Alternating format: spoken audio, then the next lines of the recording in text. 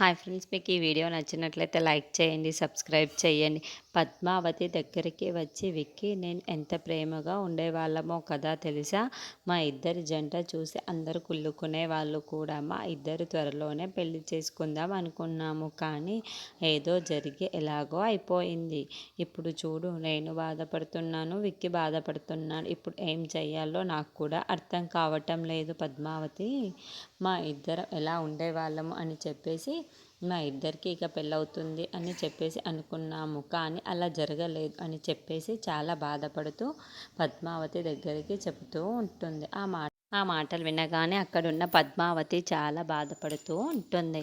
ఎందుకు ఇలా జరిగింది అని చెప్పేసి అనుకుంటూ ఉంటుంది. ఇంతలో అక్కడున్న చైత్ర మాత్రం, నీ జీవితంలోకి మళ్ళీ నేను తక్కువ చూసడం నాకు ఇష్టం లేదు పద్మావతి.